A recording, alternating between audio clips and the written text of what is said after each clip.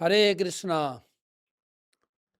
আমাদের গীতার ধারাবাহিক আলোচনায় আজকে আমাদের সপ্তম পর্ব।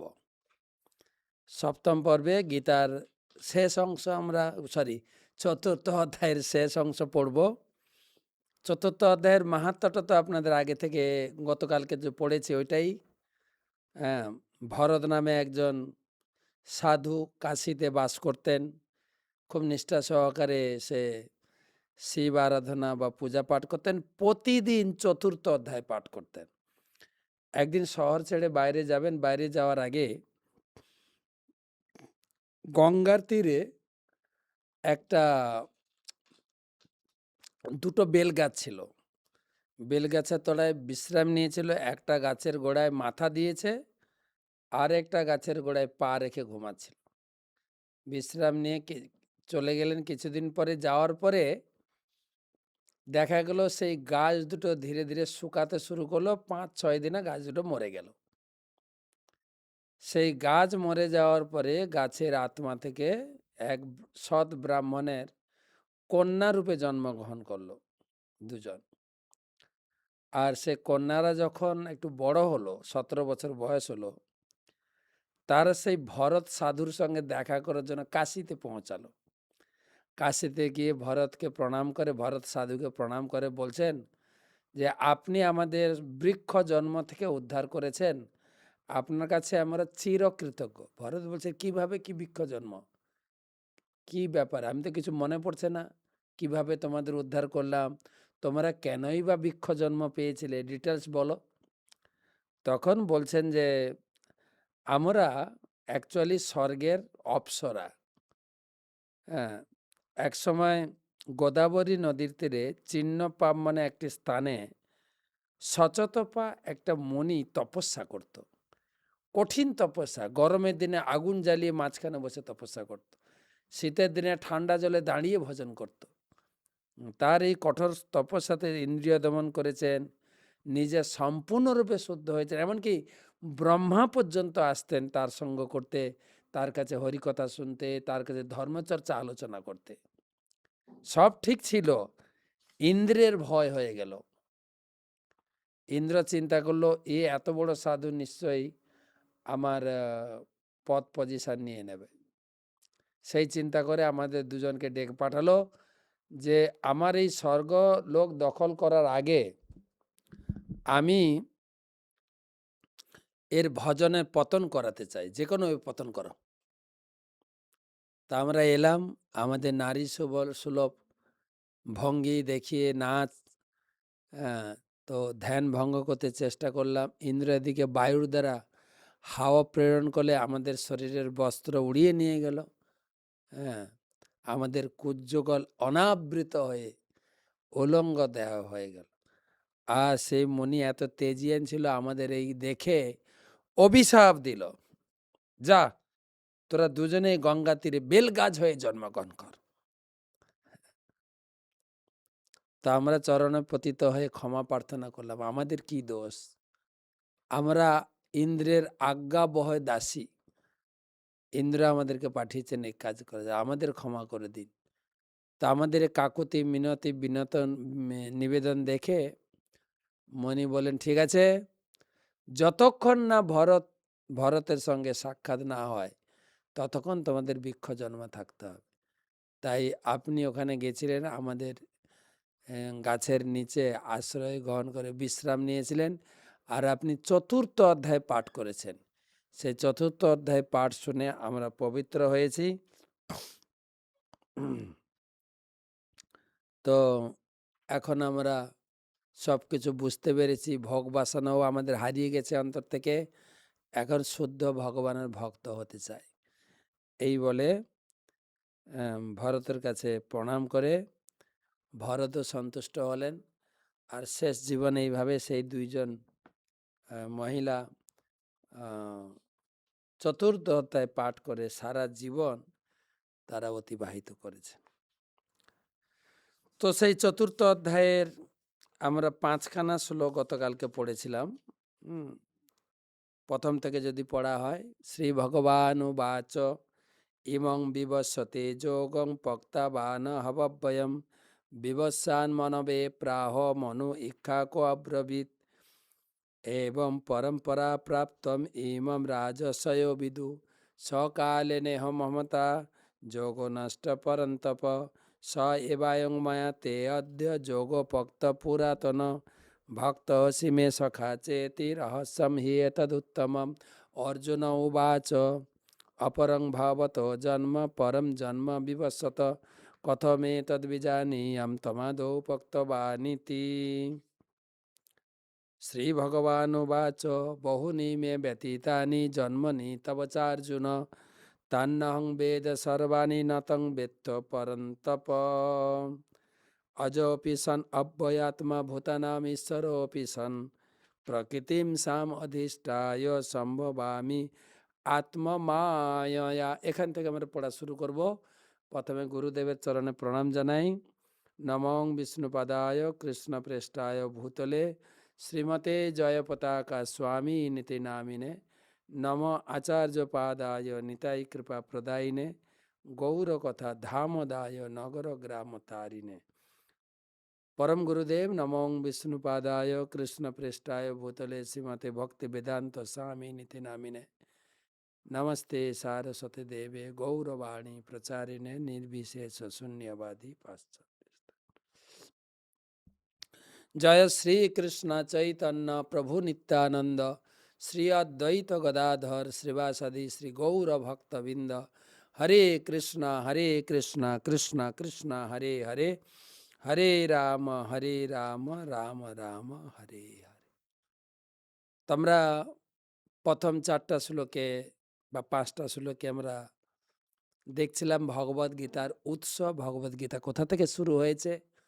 যে সৃষ্টির শুরু থেকেই ভগবান কৃষ্ণ বিবস্বান সূর্যদেবকে এই জ্ঞান দিয়েছিলেন। সূর্যদেব সেই জ্ঞান মনু ইক্ষাকু পরম্পরাক্রমে আসছিল এবং ভগবান বলছেন সেই পরম্পরা নষ্ট হয়ে গেছে, এখন আমি তোমাকে সেই জ্ঞান দান করব, তুমি আমার ভক্ত এবং আমার সখা। তো সেই জ্ঞান তখন অর্জুন প্রশ্ন করেছিলেন, তুমি যদি আমার সখা হয়ে থাকো তাহলে কোটি কোটি বছর আগে সূর্যদেবকে কি করে এই জ্ঞান দিলে? ভগবান তার উত্তর দিয়েছেন যে তোমার আমার বহুবার জন্ম হয়েছে, তোমার মনে নেই, আমার মনে আছে। তো অর্জুনের মাসে প্রশ্ন জাগে যে তুমি যদি বারবার জন্মগ্রহণ করো তাহলে তুমি ভগবান হলে কি করে? ভগবান তিনি, যার জন্ম হয় না, তুমি কি করে জন্মগ্রহণ করলে? তো সেখান থেকে আলোচনা। 6 নম্বর শ্লোক, অজোপি সন বয়াত্মা ভূতানামীশ্বরোপি সন প্রকৃতিম সাম অধিষ্ঠায় সম্ভবামি আত্মমায়য়া। যে ভগবান বলছেন অজোপি, আমার জন্ম হয় না, কিন্তু জগতের প্রতি করুণাবশত যখন আমার ভক্তরা এই জগতে কষ্ট পায়, অসুররা তার উপরে অত্যাচার করে, যেরকম প্রহ্লাদের উপরে হিরণ্যকশিপুর অত্যাচার, দেবকীর উপরে কংসের অত্যাচার, তখন আমি চলে আসি, তখন আমি চলে এলাম। তো আমি অজপি সন অব্যয়াত্মা, আমি অব্যয়াত্মা, ভূতানাম ঈশ্বর, আমি ভূতদের ঈশ্বর, কিন্তু প্রকৃতিম সাম অধিষ্ঠায় সম্ভব, আমি প্রকৃতি, আমার নিজ প্রকৃতিকে আশ্রয় করে আমি জগতে আবির্ভূত হয়। বলে কখন আবির্ভূত হও?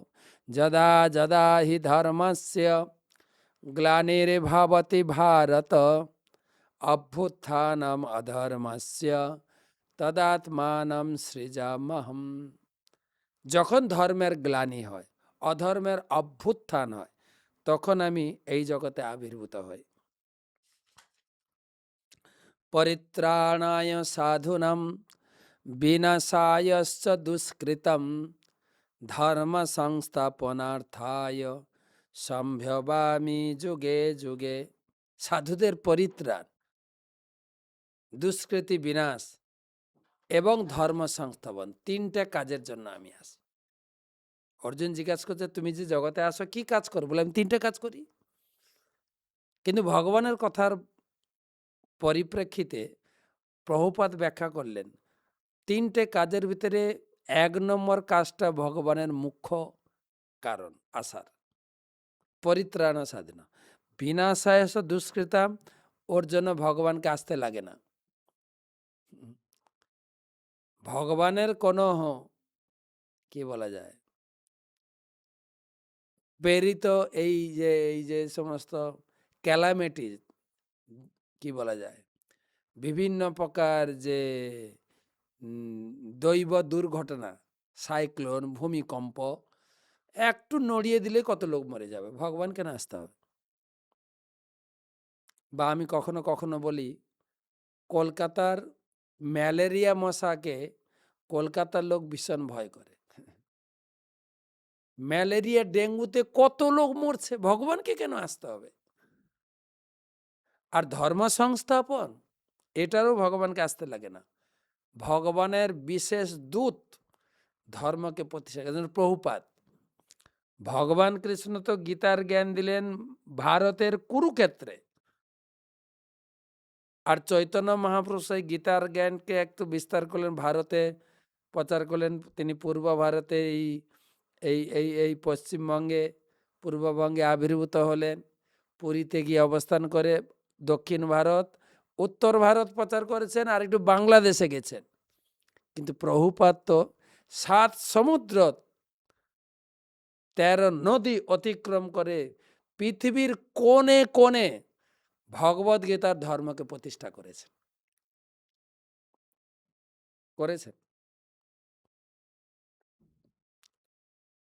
তো সেজন্য ধর্ম প্রতিষ্ঠা অসুর বিনাশের জন্য ভগবানকে আসতে হয় না। প্রভুপাদ লিখেছেন ভগবানের আসার মেন কারণ হচ্ছে ভক্তকে আনন্দ দেওয়া, ভক্তদের রক্ষা করা, ভক্তদের সঙ্গে আনন্দ উপভোগ করা। ইতি দীক্ষলীলাভি আনন্দ কুণ্ডে সঘোষম নিমজ্জন্তম মাক্ষাপয়ন্তম তদীয়সিতঙ্গেষু ভক্তৈজিততম পুনঃ প্রেম তস্তম শতাবৃত্তি বন্দে। ইতি দিক সলীলাভি আনন্দ কুণ্ডে, ভক্তদেরকে নিয়ে ভগবান আনন্দে নিমজ্জিত হন যখন এই জগতে তিনি আবির্ভূত হন, যে কোনো স্বরূপে, রাম স্বরূপে, কৃষ্ণ স্বরূপে, চৈতন্য স্বরূপে, যেভাবে আবির্ভূত। এখন আপনি বলবেন তাহলে এখন যে আমরা ভক্তরা আছি, ভগবান তো আসছেন না, তাহলে পরিত্রাণ সাধনা কথাটা কি করে সার্থক হবে? ভগবান বলছেন আমি যখন ছিলাম ভক্তদের সঙ্গে যা আনন্দ করেছি সেইগুলো শাস্ত্রে রয়েছে, তুমি পড়ো, আনন্দ করো, আমার লীলাতে বিরাজ করো।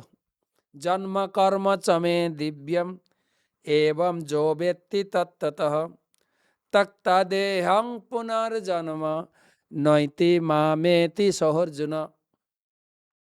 আমার জন্ম আর কর্ম, আমি কিভাবে জন্মগ্রহণ করলাম, আর বৃন্দাবনে কি কি লীলা করেছি, রাম অবতারে অযোধ্যাতে কি কি লীলা করেছি, নরসিংহ অবতারে অহবিলমে কি লীলা করেছি, হ্যাঁ, কপিল মুনি হিসাবে আমি সেই সেই বিন্দু সরোবরে কি কি লীলা করেছি, গঙ্গাসাগরে কি কি লীলা করেছি, সব তুমি পড়ো শাস্ত্র থেকে। যত পড়বে তত আনন্দ পাবে।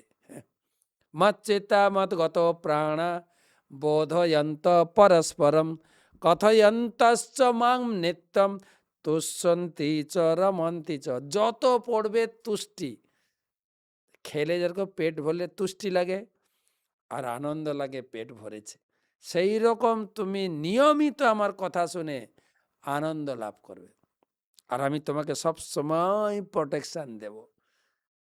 ভগবান বলেছেন নিজের একদম পিয়ারি ভক্ত নারদ মুনির কাছে, নাহম তিষ্ঠামি বৈকুণ্ঠে যোগী নাম হৃদয়ে ন চ মদ্ভক্তা যত্র গায়ন্তি তত্র তিষ্ঠামি নারদ। আমি বৈকুণ্ঠে থাকি না, যোগীদের হৃদয়েও থাকি না, মদ ভক্তা যত্র গায়ন্তি, আমার ভক্তরা যেখানে আমার গুণ কীর্তন করে সেখানে আবির্ভূত হয়েছে। তো সেই জন্য ভগবান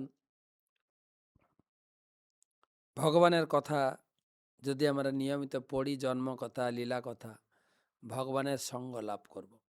তো এই পর্যন্ত এই চতুর্থ অধ্যায়ের মূল আলোচনা। এবারে বিস্তারিত ভগবান বলছেন, বিতরাগ ভয় ক্রোধা মন্ময়ামাম উপাশ্রিতা বহব জ্ঞান তপসা পুতা মদভাব মাগতা।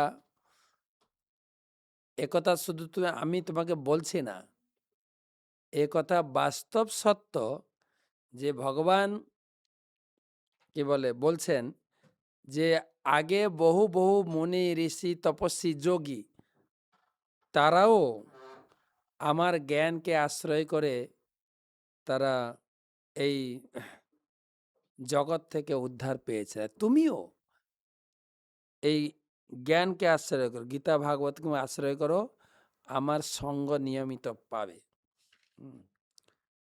কিন্তু তোমার বিশ্বাসের উপরে কিন্তু এটা প্রকাশিত হবে। তুমি আমার কথার উপরে কতটা বিশ্বাস করছো তাহলে হবে, কিন্তু না হলে হবে না। হ্যাঁ, অতটা সোজা নয় কিন্তু। ভগবান বলে গিয়েছেন আর আপনি ভগবানের সঙ্গ পেয়ে যাবেন, মোটেই না। যে যথা মাং প্রপদ্যন্তে স্তাং ততৈব ভজামহম মম বর্তানুবর্তন্তে মনুষা পার্থ সর্ব। সবাই আমার লাইনে চলছে, কিন্তু আমার কথার উপরে, গীতার কথার উপরে যার যতটা বিশ্বাস সে ততটুকু ফল পাবে। আপনি বলবেন আমি তো গীতা পড়লাম, ভগবানের দর্শন পেলাম না, তো পাবেন কি করে? আপনার শ্রদ্ধা যতটুকু। ভগবান একদম বিজনেসম্যানের মতো। আমাদের উড়িয়াতে একটা কথা আছে, যেতে গুড় দব তেতে মিঠা হব। মানে যতটা গুড় দেবেন ততটাই মিষ্টি হবে। আপনার শ্রদ্ধা যতটা ততটাই ভগবান আপনার কাছে প্রকাশিত হবে। আর যদি মনে করেন হ্যাঁ এগুলো একটু বাড়িয়ে বাড়িয়ে বলা আছে, অতটা নয় যতটা বইতে লেখা আছে, তাহলে ভগবান কি করে আসবেন বলেন? অর্জুন তো 10ম অধ্যায়ে তিনি তো খোলসা করে বললেন, হ্যাঁ, পরম ব্রহ্ম পরম ধাম পবিত্রং পরম। আমি পুরো স্বীকার করছি তুমি যা বলছো না, কেননা আমি শুধু বলছি না, অসিত দেবল ঋষি স্বয়ংচপ অসিত দেবল নারদ তারাও তোমাকে সেই রূপে স্বীকার করেছে। তাহলে আপনাকে সে বিশ্বাস করতে হবে। ভগবান, ভগবানের বাক্য অভিন্ন, ভগবানের নাম অভিন্ন। কিছু লোক তো দেবদেবীর কাছে তাড়াতাড়ি ফল লাভ করার জন্য আমার কাছ থেকে ছেড়ে তাদের কাছে দৌড়ায়। ক্ষিপ্রম কাঙ্ক্ষনত কর্মণাম সিদ্ধি যজন্ত ইহ দেবতা ক্ষিপ্রম হি মনুষ্য লোকে সিদ্ধির ভবতি কর্মজা। তাড়াতাড়ি সিদ্ধি লাভ করার জন্য তারা দেবদেবীর পিছনে দৌড়ায়। তা আমি কি করে তাদেরকে দেব? চাতুর্বর্ণ মায়া সিস্টেম গুণ কর্ম বিভাগস তস্য কর্তারমপি মাং বিদ্ধি বিদ্ধ অকর্তার অব্যয়ম।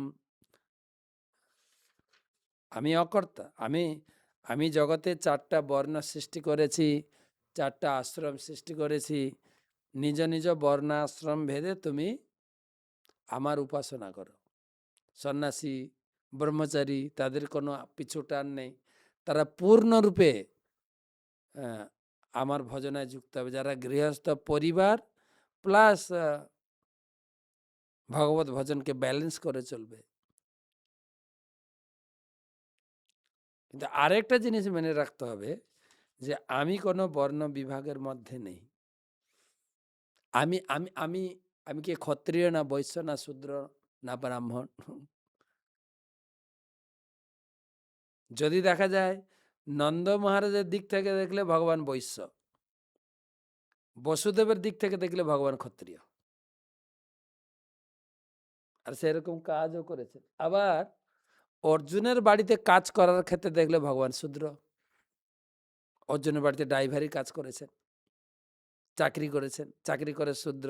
হ্যাঁ, সকালবেলা গীতা শুনছেন, আমরা আলোচনা করেছি ব্রাহ্মণের গুণ, ক্ষত্রিয়ের গুণ, বৈশ্যের গুণ, শূদ্র শূদ্র কেবলমাত্র চাকরি করে। তো ভগবান কোন? সেই জন্য ভগবান বলছেন ন মাম কর্মাণি লিম্পন্তি ন মে কর্ম ফলে স্প্রিয়া ইতি মাম যো অভিজানাতি কর্মভিন সবদ্ধতে। আমার জন্ম জানলে তোমার আর জন্ম হবে না, তুমি আমার কাছে ফিরে আসবে। আমার কর্ম, দিব্য কর্ম সম্বন্ধে তুমি যদি জানতে পারো, তুমি সমস্ত প্রকার কর্ম ফল থেকে মুক্ত হয়ে যাবে। এবং জ্ঞাত্যা কৃতম কর্ম পূর্বৈরপি মুমুক্ষুভি কুরু কর্মৈব তস্মাত্তম পূর্বেই পূর্বতরম কৃতম। আমার এই দিব্য কর্ম জানতে পেরে আগে বড় বড় মুনি ঋষিরা তারা কর্মফল থেকে মুক্ত হয়েছে।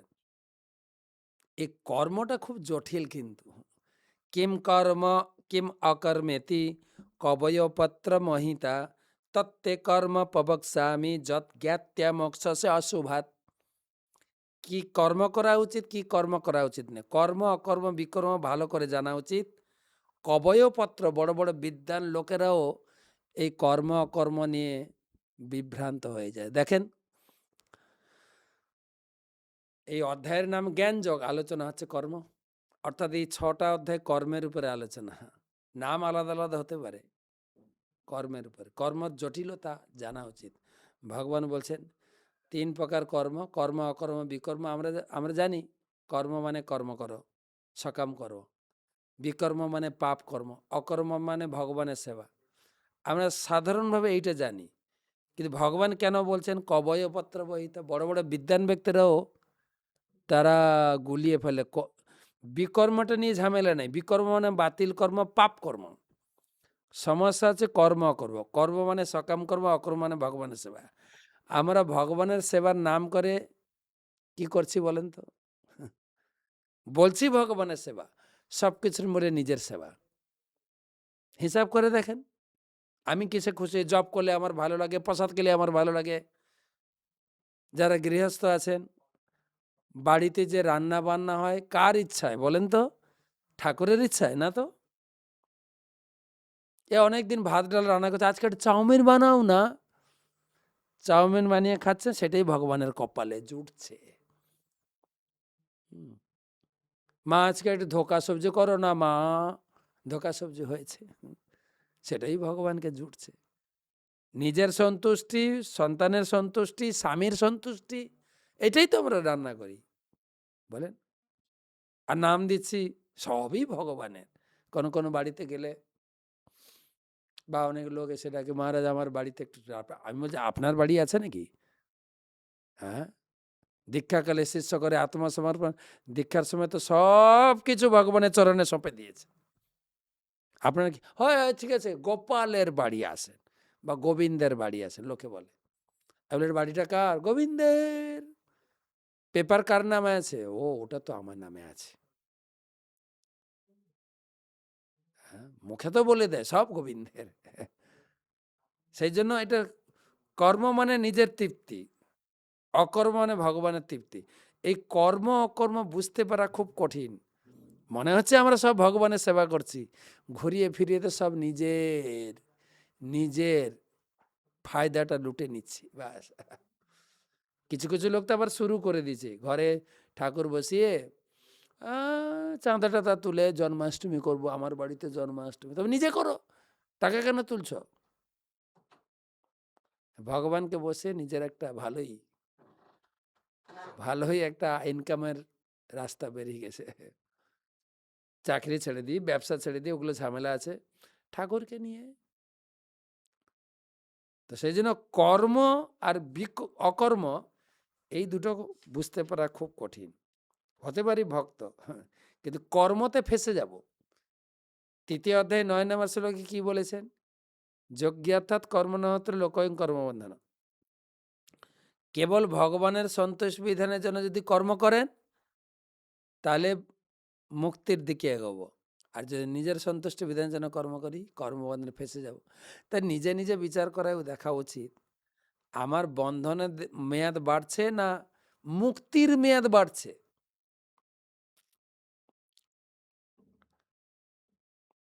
ভগবান বলছে খুব কঠিন বোঝা। অকর্ম কর্মণ হবি বোধব্যম, বোধব্যম চ বিকর্মণ, অকর্মণশ্চ বোধবম গহনা কর্মণা গতি। কর্মের বিচার গহনা, গহনা মানে গভীর, অত্যন্ত কঠিন। গহনা কর্মণা গতি, অত্যন্ত কঠিন। কর্মণ না কর্ম য পশ্যেদ অকর্মণি চ কর্মজ সবুদ্ধিমান মনুষ্যেষু সযুক্ত কৃষ্ণ কর্মকিত। যিনি কর্মের মধ্যে অকর্ম, অকর্মের মধ্যে কর্ম দর্শন করেন তিনি বুদ্ধিমান।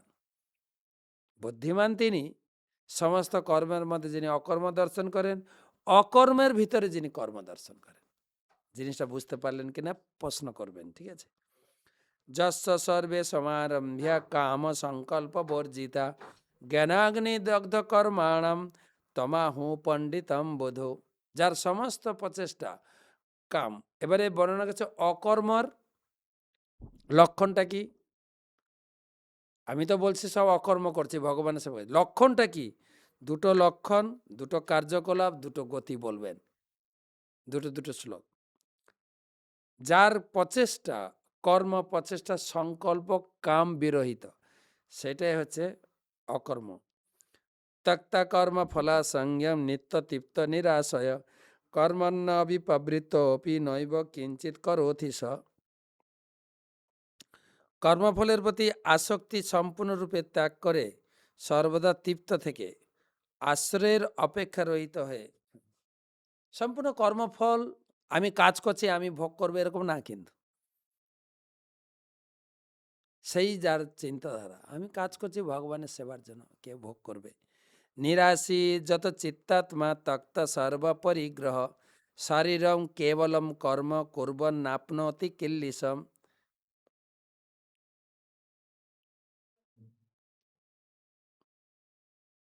এবারে কার্যকলাপ কি না, ইন্দ্রিয় সংযত করে সমস্ত প্রকার প্রভুত্ব বৃত্তি পরিত্যাগ করে কেবল ভগবানের সেবার জন্য কর্ম করে, সেই হচ্ছে অকর্মা ব্যক্তি।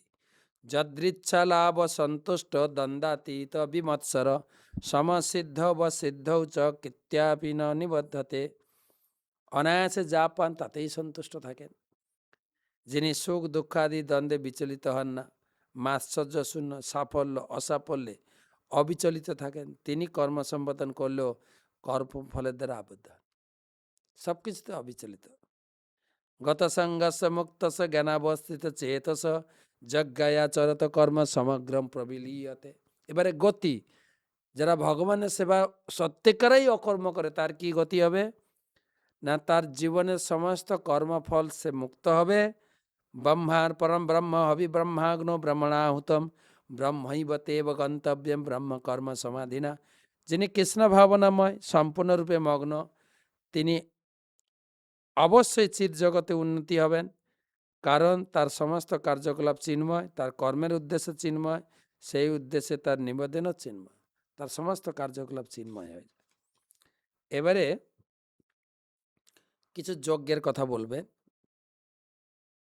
বিভিন্ন প্রকার যজ্ঞের ভিতরে জ্ঞান যজ্ঞ শ্রেষ্ঠ, এটাই ভগবান বুঝাবেন। যত প্রকার দান ধ্যান আছে, জ্ঞান দান শ্রেষ্ঠ। জ্ঞান দান করো, অন্নদান, বস্ত্রদান, যা যা আছে, গীতা দান সর্বশেষ, ভগবান এটা বুঝাবেন। দৈবমেবা পরে যজ্ঞম যোগী ন পর্যুপাসতে ব্রহ্মাগ্না বপরে যজ্ঞম যজ্ঞই নৈব পজুহতি। কোন কোন যোগী দেবতাদের উদ্দেশ্যে যজ্ঞ করে, কেউ কেউ ব্রহ্মরূপ অগ্নিতে আহুতি দেয়। শ্রোত্রাদীন ইন্দ্রিয়ান্যান্যে সংযম অগ্নিষুজুহতি শব্দাদীন বিষয়ান্যান্য ইন্দ্র অগ্নিষুজুহতি। কেউ কেউ আবার মন সংযম যজ্ঞিতে শ্রবণ আদি ইন্দ্রিয়গুলিকে আহুতি দেন। ব্রহ্মচারীরা কি করে, এই শ্রবণ ইন্দ্রিয় আহুতি দেন, মানে দিন রাত কেবল ভগবানের কথা শ্রবণ করবে। আর গৃহস্থরা কি করবে, ইন্দ্রিয়ের বিষয়গুলিকে কন্ট্রোল করবে। মানে গৃহস্থ স্বামী স্ত্রী যে অকাতরে অবান্তরে ইন্দ্রিয় ভোগ উপভোগ করবেন, সেটাও ভগবান দেননি। সংযম করো। ব্রহ্মচারী সন্ন্যাসীর সংযম, তো সংযম হয়েই গেছে, ওকে আর কি সংযম। কিন্তু গৃহস্থর ভোগ থাকবে, বেশি ভোগ করতে পারবে না। লিমিট, ওরা আরো কঠিন লিমিট। মানে সামনে রাজভোগ প্লেট থাকবে, শুধু দেখবেন, খাবেন না। লিমিট, বেশি নিতে পারবে না, মাসে একবার, বেশি না, বাস।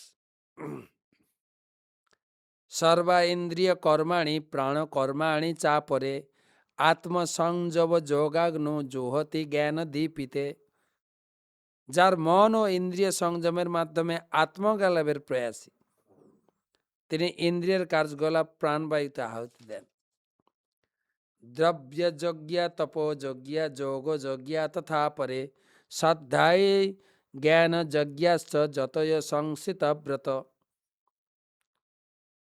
কে দানরূপ যজ্ঞ করে, কে তপস্যার যজ্ঞ করে, কে অষ্টাঙ্গ যজ্ঞ করে, কে বেদ অধ্যয়ন যজ্ঞ করে। আপনে জুহতি প্রাণম প্রাণে অপাণম তথা পরে প্রাণ প্রাণ গতিরুদ্ধিয়া প্রাণ প্রাণায়াম অপরায়ণা অপরে নিহতহারা প্রাণম প্রাণে সুজুহতি। কে আবার অপান বায়ুকে প্রাণবায়ুতে, প্রাণবায়ুকে অপান বায়ুতে আহুতি দেন। সর্বপ্যেতে যজ্ঞবিদ যজ্ঞ ক্ষপিত কলমসা যজ্ঞাশিষ্টমিত ভুজ জানতি ব্রহ্ম সনাতনম। যজ্ঞবিদরা এইভাবে যজ্ঞের অবশিষ্ট অমৃত আস্বাদন করেন। নাহাও লোকস্ত যজ্ঞস কোতয়ন্ন কুরুষোত্তম। যজ্ঞ ছাড়া এই জগতে কেউ সুখে থাকতে পারে না, কিছু না কিছু কাজে তাকে যুক্ত থাকতে হবে। এবং বহুবিধা যজ্ঞা বিততা ব্রাহ্মণে মুখে কর্মজান বিদ্ধিন তান সর্বান্নেব জ্ঞাতা বিমোক্ষসে। এই সমস্ত যজ্ঞ বৈদিক শাস্ত্রে অনুমোদিত হয়েছে। এই যজ্ঞগুলি বিভিন্ন প্রকার কর্ম থেকে জাত, সেগুলি যথাযথভাবে জানার মাধ্যমে তুমি মুক্তি লাভ করো। ভালো করে জানো। তা লাস্ট বলছেন শ্রেয়াত দ্রব্য ময়াত যজ্ঞাত জ্ঞানযজ্ঞ পরন্তপ সর্বম কর্মাখিলং পার্থ জ্ঞানে পরিসমাপ্যতে। সমস্ত যজ্ঞের মধ্যে জ্ঞান যজ্ঞ হচ্ছে শ্রেষ্ঠ। সেই জ্ঞান তুমি কোথা থেকে লাভ করবে?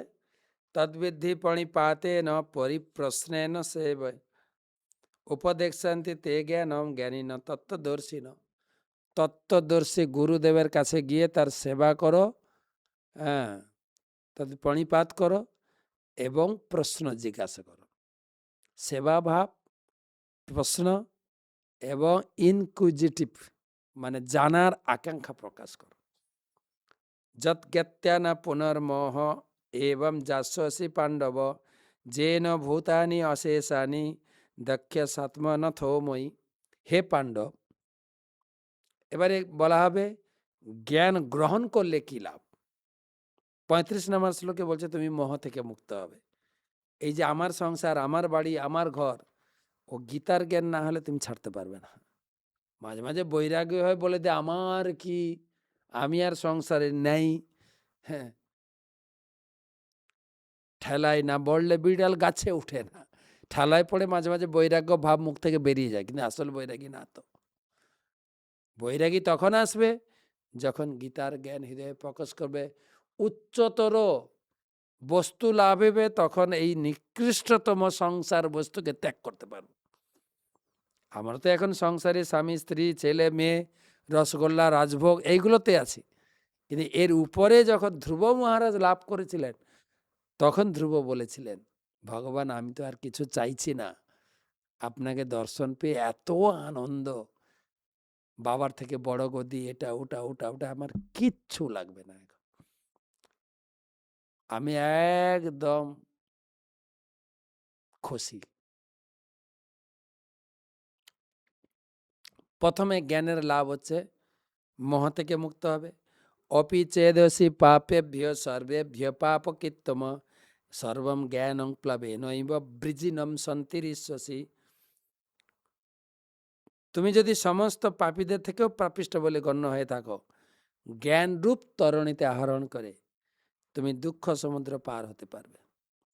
প্রথম এই জ্ঞান লাভ করবে গুরুদেবের থেকে। জ্ঞান লাভ করলে কি লাভ হবে? মোহমুক্ত হবে। 35 নম্বর 36 নম্বর শ্লোকে তুমি পাপ থেকে মুক্ত হবে। পাপী থেকে পাপিষ্ঠ হয়ে থাকো এই গীতার আশ্রয়ে না।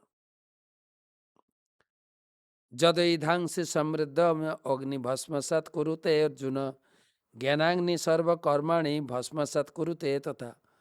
37 নম্বর।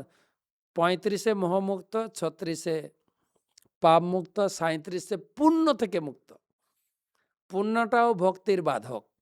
পুণ্যের ফলে উচ্চকুলে জন্ম, বিদ্যা, সম্পদ, সৌন্দর্য, এগুলো অহংকার এসে যায়, তখন ভক্তি করতে পারে না। তাই এই গীতার জ্ঞানে বা ভক্তির মাধ্যমে পুণ্যটাও নষ্ট করতে হবে। নহি জ্ঞানেন সদৃশং পবিত্রম ইহ বিদ্যতে তৎস্বয়ং যোগ সংসিদ্ধ কালেনাত্মনি বিন্দতি। এই জগতে জ্ঞানের মতো পবিত্র বস্তু আর নাই। আর কি জ্ঞান লাভ করলে পাবে? শ্রদ্ধাবান লভতে জ্ঞানম তৎপর সমঝতেন্দ্রিয় জ্ঞানম লব্ধা পরাম শান্তিম অচিরেন অধিগচ্ছতি। পরা শান্তি লাভ করবে, অচিরেন, খুব তাড়াতাড়ি পরা শান্তি লাভ করবে, অধিগচ্ছতি। কিন্তু সেই জ্ঞান লাভ করতে হবে তৎপর আর সংযত হয়। তৎপর মানে পড়ার জন্য আকাঙ্ক্ষা, আমি গীতা পড়বো, আমি গীতা শুনবো, আমি ভাগবতম শুনবো, জ্ঞান লাভের আকাঙ্ক্ষা। আর দ্বিতীয়টা হচ্ছে সংযত। হ্যাঁ, মোবাইলের ঘাটটা টিপে দিয়ে আপনাকে বসতে হবে পড়তে, তাহলে বোঝা যাবে, নাহলে চঞ্চল হয়ে যাবে। সংযত হতে। যোগ সংন্যাস্য কর্মাণম জ্ঞান সংচ্ছিন্ন সংশয়ম আত্মবন্তম ন কর্মাণি নিবধ্নন্তি ধনঞ্জয়। হ্যাঁ, তাই জ্ঞানের দ্বারা তুমি সমস্ত প্রকার সংশয় ছেদন করো। তস্মাৎ জ্ঞান সম্ভূতম হৃৎস্থম জ্ঞানসীনাত্মন চিত্তৈনম সংশয়ত যোগাম আত্তিষ্ঠ ভারত। তাই তোমার ভিতরে যে অজ্ঞান রূপ সন্দেহের উদয় হয়েছে, জ্ঞান রূপ খড়গ দ্বারা তুমি উঠে দাঁড়াও, যুদ্ধ করো, ঘুরিয়ে ফিরিয়ে যুদ্ধ, কাজ তোমাকে করতেই হবে। তো এরপরে পঞ্চম অধ্যায়ে আবার প্রশ্ন আসবে, অর্জুন প্রশ্ন করবে। তো আজকে এই পর্যন্ত কিছু গীতা দান,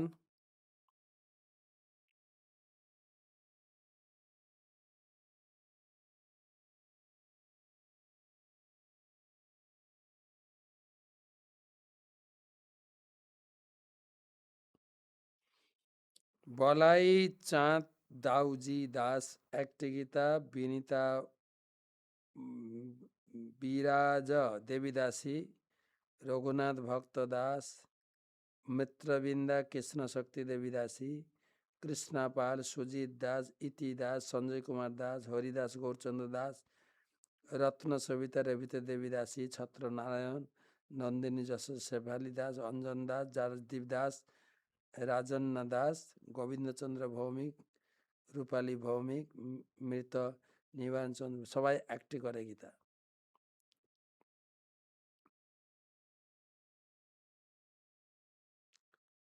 তারপরে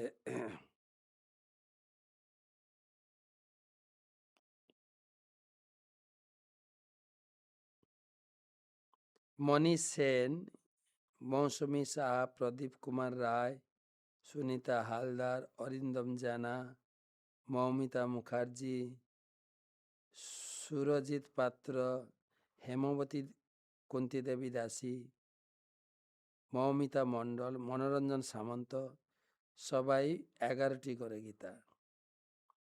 তপন সামন্ত, বিন্দু কুরি, সুদীপ্ত কোলে, বন্দনা মাইতি, অপর্ণা দাস, বৃষ্টি মান্না, সবাই 6টি করে গীতা। অঙ্কিতা কাপাড়ি, প্রীতিলতা কাপাড়ি, শক্তিরঞ্জন ভূঁইয়া, পার্থ দাস, প্রহ্লাদ মহাজন, নিষ্ঠা মহাজন, সবাই 2টো করে গীতা। হরিভক্ত দাস অধিকারী 108টি গীতা। ব্রজপ্রিয় শরণ দাস 51টি গীতা। তো আজকে এই পর্যন্ত গীতা দানের অনুষ্ঠান। সবাই ভালো থাকবেন, সুস্থ থাকবেন। সবাইকে গীতা দানে উৎসাহিত করুন। গীতা জয়ন্তী মাসে আমাদের ট্রাইবেল এলাকায় গীতা দানের জন্য অনেক গীতার দরকার। আমার হোয়াটসঅ্যাপ নাম্বারে যোগাযোগ করবেন। শুভরাত্রি।